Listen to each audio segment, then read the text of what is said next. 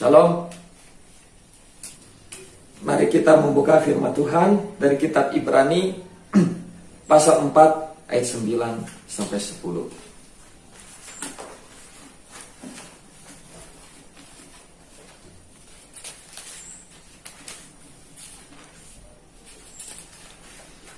Kitab Ibrani pasal 4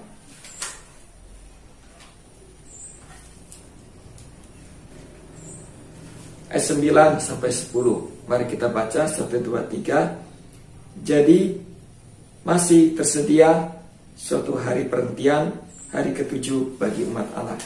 Sebab barang siapa telah masuk ke tempat perhentiannya, ia sendiri telah berhenti dari segala pekerjaannya, sama seperti Allah berhenti dari pekerjaannya. Kemudian ayat 11, karena itu baiklah kita berusaha untuk masuk ke dalam perhentian itu, supaya jangan seorang pun jatuh karena mengikuti contoh ketidaktaatan itu juga. Amin. Nah, di sini firman Tuhan dalam kitab Ibrani pasal 4 berbicara tentang tempat perhentian Tuhan, ya. Nah, kita sudah membaca tadi di ayat 9 sampai 11, ya. Nah, di ayat ke-1 sampai ayat ke-8, ya, berbicara tentang tempat perhentian, ya. Nah, jadi di ayat 8 dikatakan di mana Yosua membawa bangsa Israel, di mana Musa tidak bisa memasuki tanah perjanjian. Musa meninggal di Gunung Nebo di dataran Moab. Jadi Yosua, ya, menggantikan Musa untuk membawa bangsa Israel untuk memasuki tanah Kanaan atau tanah perjanjian. Nah, jadi bangsa Israel keluar dari Mesir dipimpin oleh Musa bersama Harun melewati Laut Teberau, melalui padang gurun, kemudian akhirnya sampai di dataran Moab di dekat Yeriko. Pada waktu itulah Musa meninggal. Kemudian Yosua meneruskan pekerjaan dari Musa. Yosua menggantikan Musa. Nah, kemudian Yosua bersama bangsa Israel menyeberang sungai Yordan, kemudian merebut tanah perjanjian. Nah, di sini firman Tuhan katakan di dalam Ibrani pasal 4, yaitu ada namanya hari perhentian. Nah, dikatakan di ayat ke-8, kalau Yosua sudah membawa bangsa Israel ke tempat perhentian, maka tidak akan disebut lagi adanya hari perhentian. Jadi Yosua bersama bangsa Israel merebut tanah Kanaan, dan kemudian Yosua membagikan tanah Kanaan kepada kedua suku bangsa Israel. Nah, kemudian firman Tuhan masih menulis yaitu adanya hari perhentian.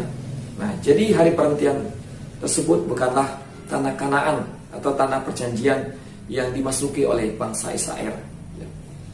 Nah, apakah tempat perhentian itu? Seperti yang sudah kita baca tadi, yang ditulis oleh Rasul Paulus dalam kitab Ibrani pasal 4.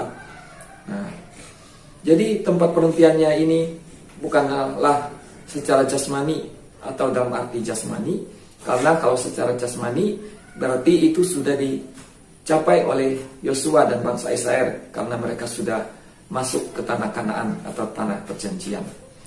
Tetapi masih dikatakan adanya tempat perhentian walaupun mereka sudah masuk ke tanah Kanaan atau tanah perjanjian.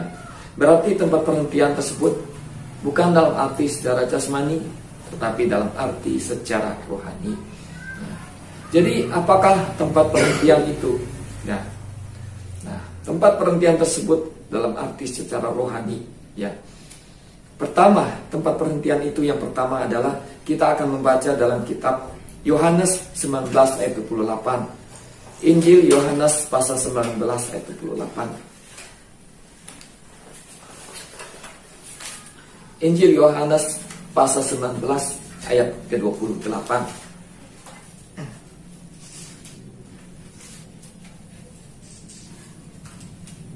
Injil Yohanes pasal 19 ayat 28. Mari kita membaca. Sesudah itu, karena Yesus tahu bahwa segala sesuatu telah selesai, berkatalah ia, supaya genaplah yang ada tertulis dalam kitab suci. Aku haus. Kemudian kita baca sampai 29 sampai 30. Di situ ada suatu bekas penuh anggur asam. Maka mereka mencucukkan bunga karang yang telah dicelupkan dalam anggur asam pada sebatang hisop, lalu mengucukkannya ke mulut Yesus. Ayat 30. Sesudah Yesus meminum anggur asam itu, berkatalah ia, sudah selesai. Lalu ia menundukkan kepalanya dan menyerahkan nyawanya. Amin. Nah, di ayat 30 dikatakan sudah selesai. Nah, pada waktu Yesus disalib, ya, sebelum Yesus akan meninggal, ya, di mana Yesus berkata sudah selesai.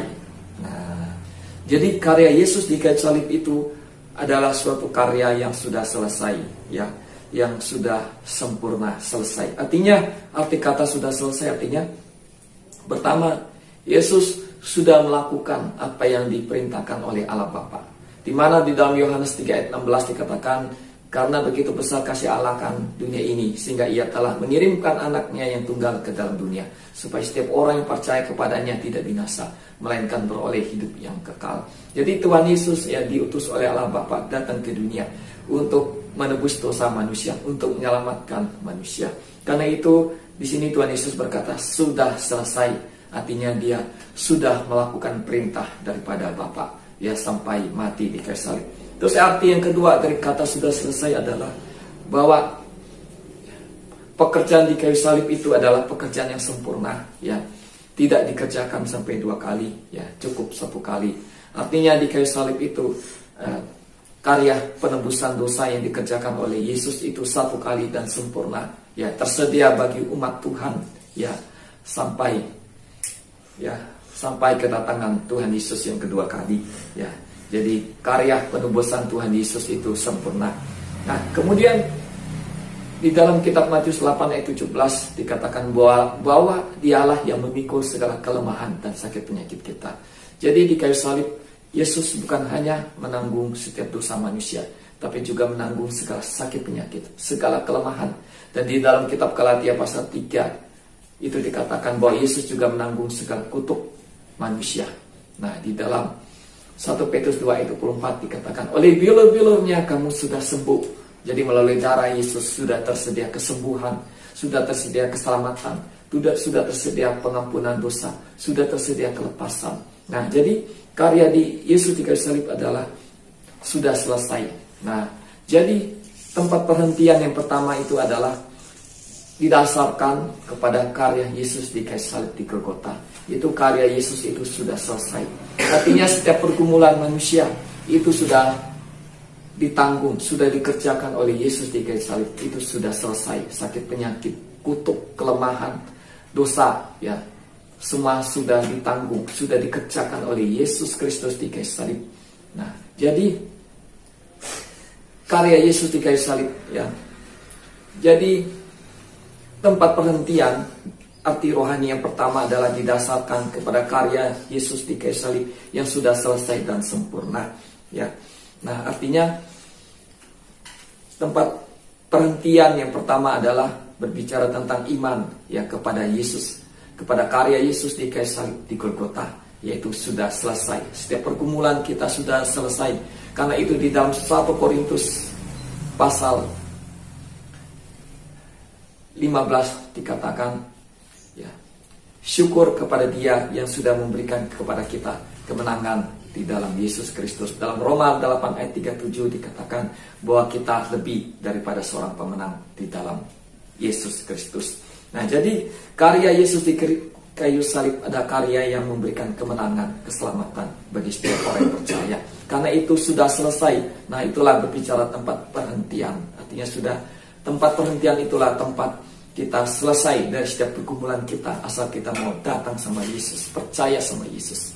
Jadi yang pertama itu adalah tempat perhentian itu adalah iman, ya, kepada Tuhan Yesus, kepada karya Yesus di kayu salib di Golgota. Nah, kemudian iman itu juga berbicara disertai pengakuan iman. Nah, jadi kita perlu mengucapkan firman Tuhan, perlu memperkatakan firman Tuhan, perlu memperkatakan janji Tuhan yang disebut dengan pengakuan iman. Contoh, kita berkata dalam Roma 8 ayat 37, saya lebih daripada seorang pemenang di dalam Tuhan Yesus. Pada waktu kita menghadapi masalah, apakah itu masalah yang kecil atau besar, maka kita memandang kepada karya Yesus di kayu salib. Kita memandang kepada firman Allah. Kita percaya sama Tuhan Yesus. Kita percaya sama firman Tuhan. Karena itu kita berkata dengan iman, saya lebih daripada seorang pemenang di dalam Tuhan Yesus. Nah, dalam 1 Yohanes 4 ayat 4 dikatakan, roh yang ada di dalam kamu lebih besar daripada roh yang ada di dalam dunia. Karena itu kita bisa berkata, Roh Kudus yang ada di dalam diri saya lebih besar daripada masalah yang ada di dunia di dalam nama Tuhan Yesus. Nah, jadi tempat perhentian tadi itu berbicara tentang iman. Kemudian iman itu juga harus disertai dengan pengakuan iman. Dan sesudah kita mengucapkan pengakuan iman, maka kita harus bertindak dengan iman. Nah, itulah tempat perhentian yang pertama dalam arti rohaninya. Tempat perhentian dalam arti yang kedua, mari kita membaca dalam kitab Yesaya 28 ayat 11 sampai 13. Kitab Yesaya 28 ayat 11 sampai 13. Kitab Yesaya 28 ayat 11 sampai 13. Sungguh oleh orang-orang yang belogat ganjil dan oleh orang-orang yang berbahasa asing akan berbicara kepada bangsa ini. Dia yang telah berfirman kepada mereka, inilah tempat perhentian, berilah perhentian kepada orang yang lelah. Inilah tempat peristirahatan, tempat mereka tidak mau, tetapi mereka tidak mau mendengarkan. Maka mereka akan mendengarkan firman Tuhan yang begini, harus ini, harus itu, mesti begini, mesti begitu, tambah ini, tambah itu, supaya dalam berjalan mereka jatuh terlentang, sehingga luka, tertangkap, dan tertawan. Haleluya. Nah, di sini kita membaca dalam kitab Yesaya, oleh orang-orang yang belogat ganjil, ya, oleh orang-orang yang berbahasa asing akan berbicara kepada bangsa ini. Nah, kita melihat dalam kitab Kisah Para Rasul pasal 2 ayat 4, ketika Roh Kudus turun kepada murid-murid Yesus yang kebanyakan orang-orang Galilea, ya, orang-orang yang tidak terpelajar. Pada waktu Roh Kudus turun kepada mereka, mereka berbicara di dalam bahasa-bahasa yang baru. Nah, kita membaca dalam kitab Yesaya tadi, oleh orang-orang yang belogat ganjil, oleh orang-orang yang berbahasa asing. Nah, kemudian di ayat 12 itu dikatakan, inilah tempat perhentian. Nah, jadi bahasa roh, ya, Roh Kudus atau bahasa roh, ini juga berbicara tempat perhentian, ya. Karena di dalam 1 Korintus pasal 14 dikatakan, barang siapa yang bertuah pakai bahasa roh, akal budinya tidak bertuah, tetapi rohnya yang bertuah. Roh Kudus bertuah memakai rohnya, ya, berkata-kata, ya, keluar bahasa-bahasa yang baru melalui mulutnya. Nah, jadi akal budinya tidak bertuah, rohnya yang bertuah. Nah, ini berbicara tempat perhentian. Jadi tempat perhentian yang pertama tadi adalah iman, pengakuan iman. Terus yang kedua, tempat perhentian dalam arti rohani itu adalah Roh Kudus, ya. Nah, jadi Roh Kudus memberikan bahasa-bahasa yang baru. Dalam 1 Korintus 14 ayat 4 dikatakan bahwa bahasa roh itu untuk membangun iman, membangun kerohanian, ya. Nah, jadi bahasa roh ini berbicara adalah tempat perhentian, ya. Berbicara bahasa roh ini adalah bekerja tentang pekerjaan Roh Kudus, ya, adalah tempat perhentian. Jadi kalau seseorang sudah tinggal di dalam Tuhan Yesus, ya, sudah tinggal di dalam Roh Kudus, bersama Roh Kudus, artinya dia setiap pergumulannya ini, ya, sudah selesai.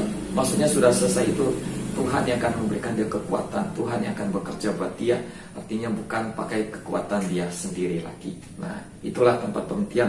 Karena itu ketika kita baca di ayat ke-13 dari Yesaya 28 tadi dikatakan, tetapi mereka tidak mau mendengarkan. Nah, jadi kalau pekerjaan Roh Kudus, ya, orang tidak mau mendengarkan, maka dikatakan harus ini, harus itu. Artinya kita melihat, makanya di dalam firman Tuhan dikatakan kalau kita tidak hidup di dalam roh, tidak dipimpin oleh Roh Kudus, artinya kita berada di bawah hukum Taurat. Ya. Nah, kalau kita tidak menurut hukum Taurat, artinya kita hidup di dalam Roh. Nah, secara garis besar perjanjian lama ini berbicara hukum Taurat, ya, kitab Taurat, dan perjanjian baru secara garis besar berbicara Roh Kudus. Nah, jadi kalau kita nggak mau mengikuti Roh Kudus, artinya kita hidup di bawah hukum Taurat, dipimpin oleh Taurat. Maka di sini dikatakan harus ini, harus itu. Nah, tapi kalau kita tidak mau hidup di bawah hukum Taurat, artinya kita hidup di dalam Roh Kudus, dipimpin oleh Roh Kudus, ya. Maka kalau kita dipenuhi Roh Kudus, maka kembali dalam Kisah Para Rasul pasal 2 dan juga di kitab Kisah Para Rasul, ketika murid-murid Yesus penuh Roh Kudus, maka mereka berdoa menggunakan bahasa-bahasa yang baru, atau bahasa roh atau bahasa lidah. Nah, jadi ketika seseorang berdoa pakai bahasa roh, itu berbicara dia masuk ke tempat perhentian Tuhan, ya. Dia diberikan kekuatan oleh Tuhan. Karena itu ketika seseorang ada masalah, dia bisa berdoa pakai bahasa roh, dia bisa pakai bahasa roh. Nah, sesudah dia berdoa, maka ada damai sejahtera, ada sukacita, ada kekuatan. Dan bukan hanya itu saja, setiap kata-kata yang dia ucapkan adalah doa, ya. Mungkin tidak dimengerti oleh dia atau oleh manusia, tetapi dimengerti oleh Allah, seperti yang dikatakan dalam Roma pasal 8, ya. Maka doa tersebut akan didengar Tuhan, akan dijawab oleh Allah, ya. Nah, jadi ada dua sisi, yaitu dia dapat sukacita, dapat damai sejahtera, dapat kekuatan. Yang kedua, dia dapat jawaban doa, karena dia berdoa, dia doa memakai bahasa roh. Nah, jadi yang kedua adalah Roh Kudus, yang ketiga adalah kita akan melihat, ya, yaitu adalah ibadah, ya, atau persekutuan orang-orang percaya. Nah, kita akan melihat di dalam kitab Matius 28 ayat 1. Mari kita buka kitab Matius pasal 28 ayat 1.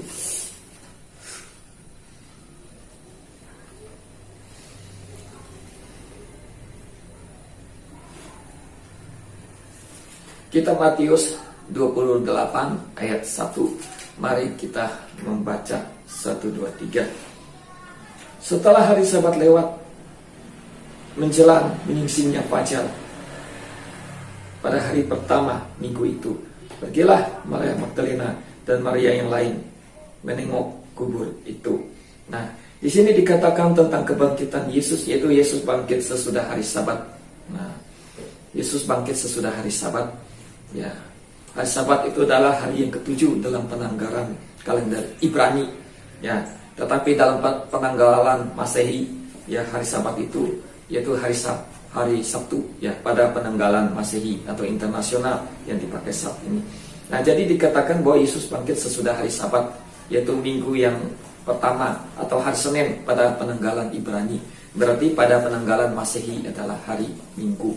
Nah, jadi Yesus bangkit pada hari Minggu. Nah, di sini kita bisa membaca, ya, nah, ke bawahnya. Nah, jadi ada ayat-ayatnya, yaitu Markus 16 ayat 21. Ya. Kemudian Yohanes, ya, 20 ayat 1. Lukas 24 ayat 1. Nah, ini berbicara tentang bahwa Yesus bangkit pada hari Minggu. Nah, dalam Injil Yohanes, ketika Yesus bangkit pada hari Minggu, itu Yesus menampakkan diri sama murid-muridnya. Pada waktu itu murid-muridnya sedang berkumpul di suatu rumah, ya, di mana pintu-pintu terkunci, jendela-jendela terkunci, dan Yesus menampakkan diri kepada murid-muridnya. Itu berbicara tentang suatu persekutuan, ya, orang-orang percaya, di mana Tuhan Yesus menampakkan diri, menyatakan diri. Nah, kemudian kita membaca juga, yaitu di dalam kitab Kisah Para Rasul pasal 20 ayat 7.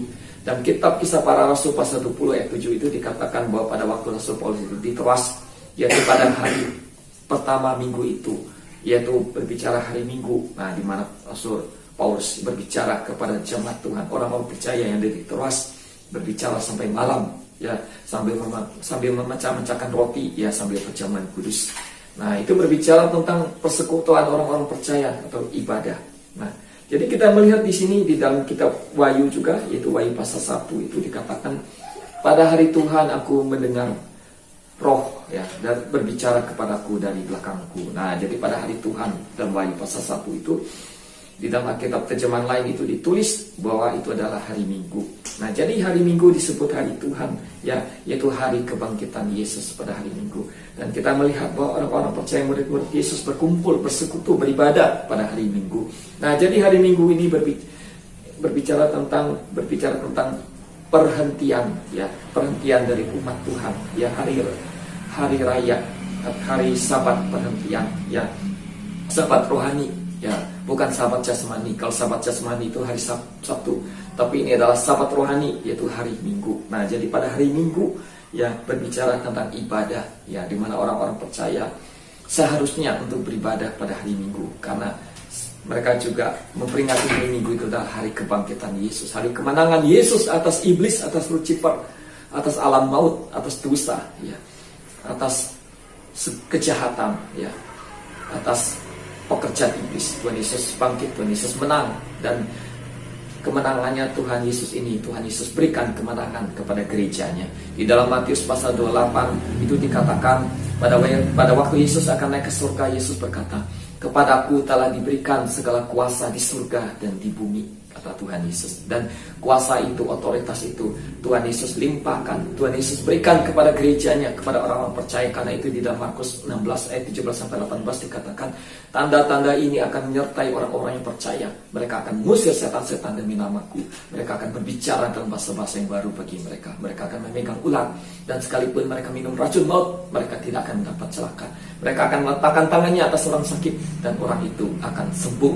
Jadi kuasa Tuhan, otoritas Tuhan berikan kepada gerejanya. Kan Tuhan Yesus berkata bahwa Tuhan Yesus pergi ke surga, dan Roh Kudus akan diberikan sebagai penolong, dan murid-muridnya menjadi saksi tentang kebangkitan Tuhan Yesus. Nah, jadi di sini, ya, berbicara yang ketiga itu berbicara tentang ibadah, ya, hari raya, ya, hari Minggu, Sabat rohani, ya, persekutuan orang-orang percaya. Nah, jadi orang percaya itu perlu bersekutu, ya. Kalau kita membaca di dalam Alkitab, ya, orang percaya tidak bisa hidup sendirian atau bergerak sendirian, tetapi dia harus bersekutu bersama orang-orang percaya yang lainnya. Karena itulah arti dari gereja. Gereja artinya persekutuan orang-orang percaya, perkumpulan orang-orang percaya, di mana firman Tuhan berkata dalam kitab Matius, 2 atau 3 orang berkumpul di dalam namaku, di situ aku ada di tengah-tengah mereka. Tidak dikatakan 1 orang berkumpul, aku ada di tengah-tengah mereka. Nah, kalau 1 orang itu namanya doa, ya, sabtedu, doa pribadi, ya. Nah, berkumpul, ya, paling sedikit 2 orang di dalam namaku, aku ada di tengah-tengah mereka. Nah, artinya Tuhan Yesus hadir, Roh Kudus hadir. Itulah persekutuan orang-orang percaya, itulah gereja Tuhan. Jadi gereja bukanlah bangunan fisik, tapi gereja adalah setiap individu orang-orang yang percaya kepada Tuhan Yesus, dan setiap individu ini berkumpul bersama-sama, ya, satu iman, ya, satu roh, ya, satu pengajaran, satu baptisan, satu Tuhan, ya, seperti yang dikatakan dalam surat Efesus yang ditulis oleh Rasul Paulus. Nah, kemudian yang keempat, dalam arti rohaninya, tempat perhentian. Nah, inilah yang kekal, tempat perhentian, yaitu surga, yaitu kerajaan surga. Nah, jadi arti yang keempat dari tempat perhentian yaitu surga atau kerajaan surga. Nah, kerajaan surga ini berbicara ada 3 hal, yaitu surga, ya, ketika orang-orang yang percaya sama Tuhan Yesus, ketika mereka sudah meninggal, maka di dalam kitab 1 Tesalonika dikatakan bahwa mereka dikumpulkan bersama Yesus. Artinya mereka dibawa ke Firdaus, dibawa ke surga, ya, tempat di mana Tuhan Yesus berada. Nah, artinya mereka sudah di tempat perhentian Tuhan. Artinya mereka tidak lagi berada di dunia, yaitu menghadapi persoalan-persoalan di dunia, tetapi mereka sudah selesai dari setiap pekerjaan mereka, selesai dari setiap pergumulan mereka yang ada di dunia. Nah, itulah tempat perhentian yang ada di surga, ya.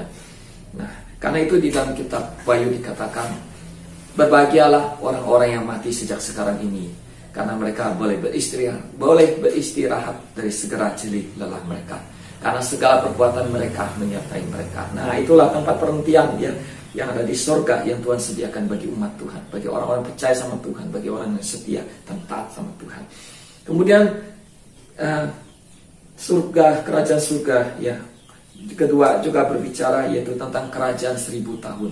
Nah, pada waktu kerajaan 1000 tahun, ketika Tuhan Yesus memerintah di dunia, maka iblis dirantai, diikat, dan dipenjarakan, yaitu di jurang maut. Nah, maka pada waktu itu di kerajaan 1000 tahun itu tidak ada iblis, setan, roh jahat yang menggoda manusia, yang menyesatkan manusia, sehingga terjadilah keamanan pada waktu kerajaan 1000 tahun. Nah, kerajaan 1000 tahun ini juga berbicara tempat perhentian, karena di situ manusia boleh hidup dengan sejahtera, ya, dengan tenang. Karena itu dikatakan bahwa umur manusia itu panjang pada waktu itu dalam kerajaan 1000 tahun, ya. Kemudian sesudah akhir dari kerajaan 1000 tahun, maka iblis akan dilepaskan dari penjaranya, dan dia akan menyesatkan bangsa-bangsa, ya, dan mengumpulkan mereka untuk berperang, ya, seperti yang ditulis dalam kitab Wahyu, ya. Kemudian iblis dihukum dan dilemparkan ke lautan api, disiksa siang dan malam sampai selamanya.